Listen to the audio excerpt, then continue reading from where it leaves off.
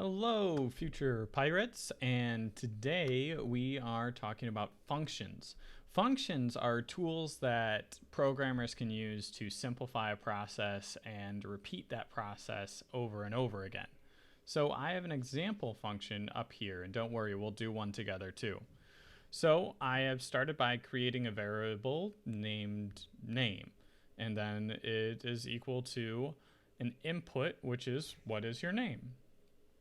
Then I have created this function. This function is defined, that is what's meant by def, defined as greet, and then I have a parameter in here, which is your name. So it's grabbing that from another source.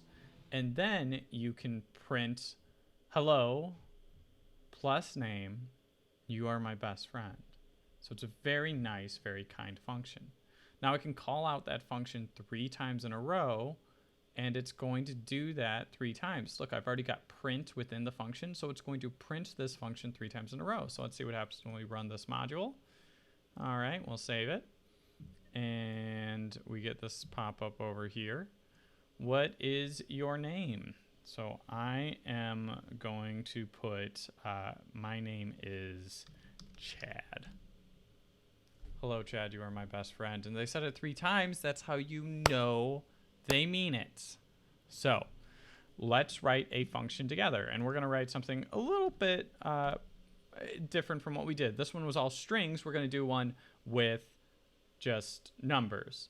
So let's say I am going to define this function as math problem solver 3000. That would be cool. All right, and now I need to make parameters. So I am going to put 2 different parameters in here. I'm going to specify them as number 1 and number 2. And I said I need to. That's what I just wanted to do. I could continue to write more parameters, number 3, number 4, and just go on and on.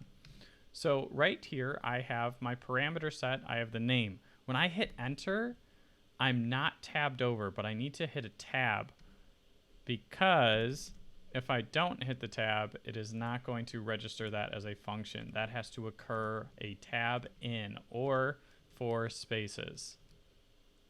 4 spaces are the same as 1 tab, but I prefer just use a tab. Simpler for me.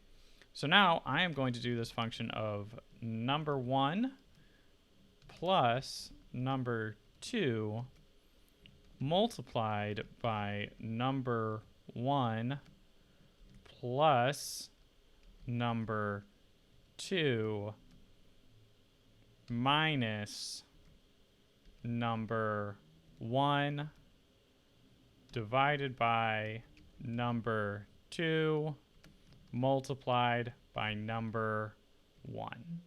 So what this is going to do is going to insert whatever numbers I put in there and do all of that jazz.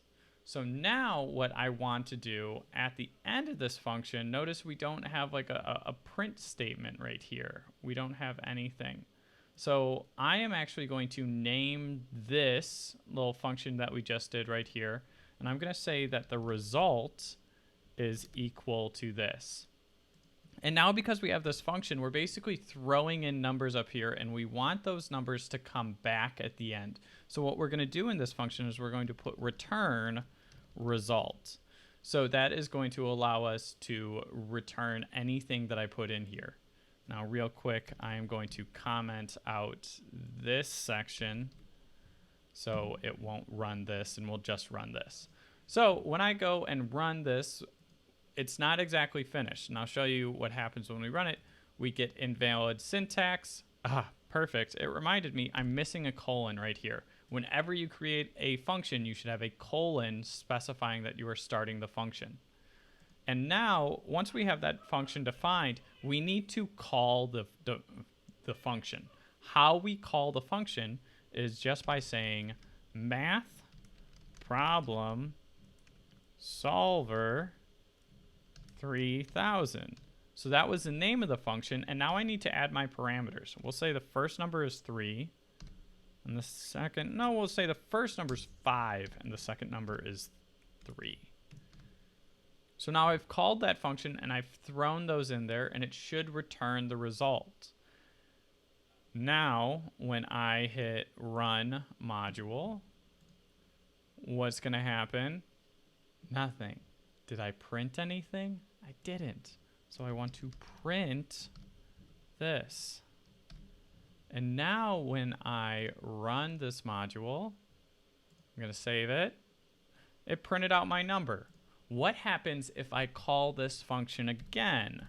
Let me print, and I'm going to do math problem solver 3000. I don't know why I named these things so long.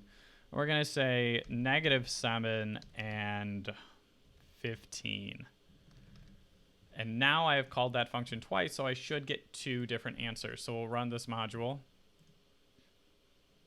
And I've got my 2 answers. So you see how we can take something that might take us a longer series of codes, and by creating a function, if we had to do it over and over and over again, that would be really useful.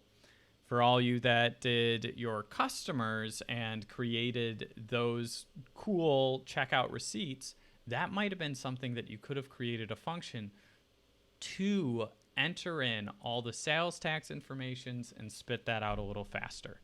So we're getting there. You had to learn. I'm sorry I taught you the long way, but now we are learning the fast way.